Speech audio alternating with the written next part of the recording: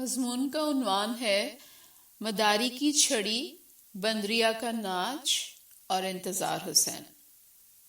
इंतजार हुसैन अपने कॉलम में लिखते हैं, बंदर वाला डुगडुगी बजाता आया, उसने बंदर बंदरिया को हदायत जारी की, लीजिए बंदर मियाँ बंदरिया बीवी। मियाँ बीवी में खटपट हो गई। मियाँ ने डंडा पकड़कर उसे मारा, वो रूठकर मैके चली गई। अब मियाँ सब परेशान हैं, ससुराल जाकर बेगम को मनाते हैं, बीवी को मनाकर लाते हैं, लीजिए खेल खत्म, पैसा हजम। मदारी और बंदरिया का तमाशा तो देखा ही होगा आप सबने अपने बचपन में।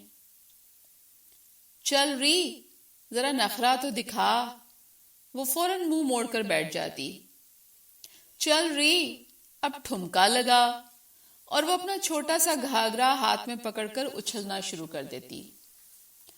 20वीं सदी में जन्म लेने वालों की जिंदगी में बहुत से किस्से हैं जो नॉस्टैल्जिया में मुब्तला करते हैं। गली से जब भी डुगडुगी बजने की आवाज आती, हमें इल्म हो जाता कि मदारी का तमाशा शुरू होने को है। इधर उधर देखकर हम चुपके से खिसक लेते, जहां डुगडुगी बजाता मदारी अपने स्टाफ के साथ मौजूद होता, नहीफ और मदकूक बंदर और बंदरिया। बंदर वास्केट पहने, सर पर टोपी जमाए, मुंह पर बिजारी के तासुरात लिए एक तरफ टांग पे टांग चढ़ा के बैठा होता। बालों में हाथ फेरते हुए कोई जूं हाथ आती तो पकड़कर मुंह में डाल लेता। बंदरिया ने रंग बिरंगा घाघरा पहना होता, पांव में शोर मचाती झांझर, नाक में नथली और हाथ में चंगेर थामे वो मदारी के इशारे की मुंतजिर होती। मदारी ने गले में मनकों से बनी बहुत सी माला पहनी होती, सर पे पगड़ी, मूछों को ताव देता, एक हाथ से डुगडुगी बजाता और दूसरे हाथ में छड़ी के साथ एक रस्सी भी होती जो बंदर और बंदरिया को सरजनिश के काम आती।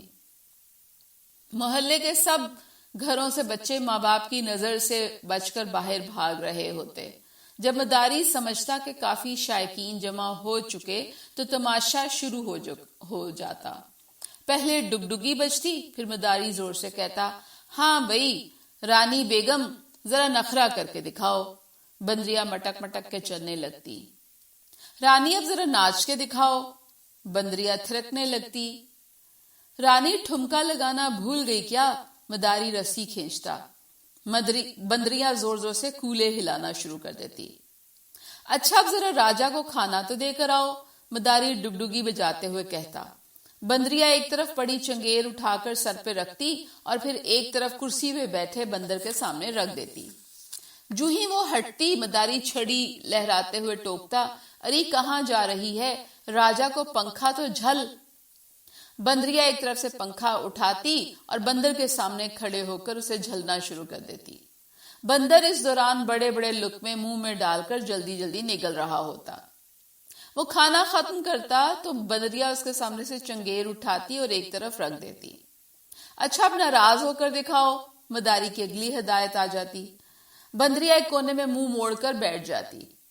राजा रानी को मनाकर दिखाओ। राजा बड़ी मुश्किल से अपनी जगह से उठता, बंदरिया के गिर्द 2 चक्कर लगाता और फिर बेजार सा फिर अपनी जगह पर बैठ जाता। राजा रानी मेके जा रही है, मदारी ऐलान करता। राजा नफी में सर हिलाता, रानी बदस्तूर मुंह फेरे बैठी रहती। राजा चल उठ, जरा रानी की तबीयत तो ठीक कर, मदारी छड़ी लहराता। राजा उठता और तबीयत बहाल करने का नुस्खा होता रानी को 2 थप्पड़। रानी मार खाकर रोती, राजा खूखियाता। मदारी कहता, चल रानी अब मान भी जा, चल ज्यादा जिद नहीं करते। रानी उठ खड़ी होती, राजा आगे आगे चलता, रानी पीछे पीछे। चलो बच्चा जमूरा, अब रानी राजा के लिए बख्शिश लाओ। मदारी अपना कशकोल आगे कर देता। मदारी के ऐलान के बाद सब बच्चे अपनी माओ की मिन्नतें करके अपने अपने घर से बख्शिश लाते, कोई रुपया कोई 2 रुपए। मदारी सब कुछ इकट्ठा करते हुए डुगडुगी बजाता हुआ दूसरी गली में दाखिल हो जाता, जहां डुगडुगी की आवाज सुनकर बच्चे गली में जमा होना शुरू कर देते। मदारी का तमाशा उस वक्त तो हमें लुत्फ देता, लेकिन बाद में कुछ चीजें चुभने लगती और फिर ये चुभन कुछ सुलगते सवालों में बदल जाती। बंदरिया बंदर को खाना देती है, खुद साथ बैठकर क्यों नहीं खाती? बंदरिया अगर पंखा झलती है तो क्या बंदर भी ऐसा करता है जब बंदरिया को खाना मिले? बंदरिया की नाराजगी दूर करने का हल थप्पड़ मारना क्यों है? अगर बंदर नाराज हो तो बंदरिया क्या करेगी? क्या वो भी थप्पड़ मारकर मनाएगी? क्या बंदर बंदरिया की जगह कुत्ता और कुतिया ले सकते हैं? हमें इन सवालों का जवाब कभी नहीं मिला, लेकिन उम्र गुजरने के साथ ये जरूर अंदाजा हुआ कि बरसों से खेला जाने वाला ये तमाशा महज बंदरिया, डुगडुगी और मदारी का खेल नहीं, ये तो कुछ और है। पर्दा उठाकर स्टेज से नजर आने वाला एक एक्ट, पसे पर्दा तो कुछ और है जिसकी पर्दादारी है। किसी भी मुल्क की सकाफत इन रसूम, रिवाज, अक़दार और रवैयों से तरतीब पाती है जो रोजमर्रा की जिंदगी में बिला किसी तरद्दुद या खास एहतमाम के हर खास व आम के साथ पेश आए।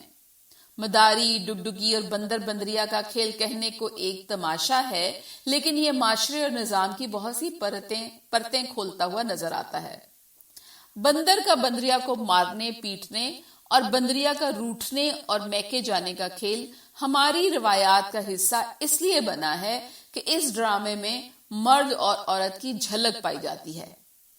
औरत और मर्द के दरमियान पाया जाने वाला शौहर और बीवी या पसे दीवार, हाकिम और महकूम का रिश्ता बंदर और बंदरिया के जरिए हकीकत के करीब नजर आता है कि किसी न किसी तौर ये जोड़ा इंसानी जोड़े से मुशाबे है। ये तमसील अगर कुत्ते और कुतिया के जरिए पेश करने की कोशिश की जाती तो जाहिर है बात ना बनती। बंदर और बंदरिया अपना रवायती किरदार अदा करें तो हमें हैरत नहीं होती, लेकिन बंदरिया अगर इस खेल में मार खाती हुई नजर ना आए तो शायकीन को खेल ही पसंद नहीं आता। पेदरसरी निजाम को मदारी समझ लीजिए, जिसके पास डुगडुगी भी है और छड़ी भी। डुगडुगी हुक्म मानने के इशारे वजह करती है और छड़ी की चमक हुक्म अदूली की सूरत में सजा का खौफ दिलाती है। हाकिम को ये निजाम समझाता है कि थप्पड़ मार के तबीयत कैसे ठीक करनी है, नाच कब करवाना है और इनाम कब देना है। हमारा कहना यह है कि काश वो दिन आए जब ये निजाम मदारी, रस्सी, छड़ी और डुगडुगी के बगैर बंदरिया को नचा कर दिखाए। बंदरिया अपनी जिंदगी जीने का हक तब ही ले सकती है जब छड़ी की चमक का खौफ ना हो।